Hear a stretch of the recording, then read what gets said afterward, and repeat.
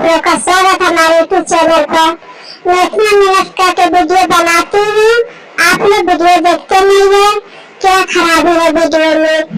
आप लोग ऐसा मत करिए, आप लोग वीडियो देखिए, पूरा वीडियो देखिए तब मालूम पड़ेगा गाना कैसा है।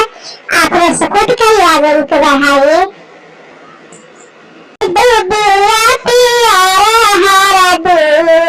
हरी हरी दुबिया पियारा हरा दूध, पंडित देर मत लगाई चढ़ाई जला दूध, पंडित देर मत लगाई चढ़ाई जला दूध। पापा गैला बाजार मम्मी जेली बात, पापा गैला बाजार मम्मी जेली बात, मम्मी साजेली मम्मी बोलाएली, मम्मी साजेली मम्मी बोलाएली। मम्मी फोन करके पापा के बोलावा जल दुआरा, मम्मी फोन करके पापा के बोलावा जल दुआरा।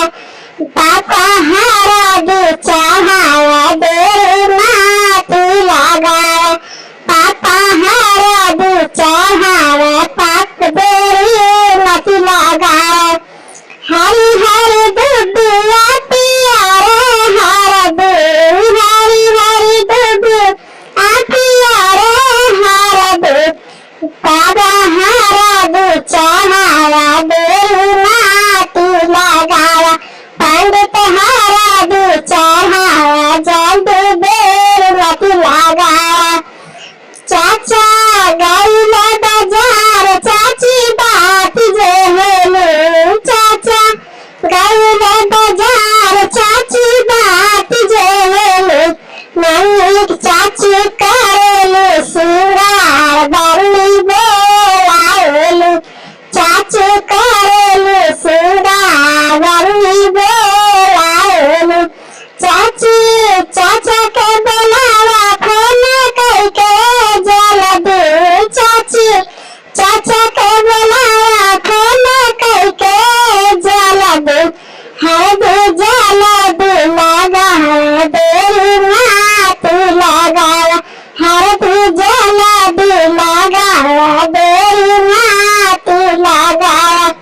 हरी हरी दुबिया पियारा हरा दूध, हरी हरी दुबिया पियारा हरा दूध, चाचा के पंडित देर मत लगाया चढ़ाया जल दूध, पंडित देर मत लगाया चढ़ाया जल दूध।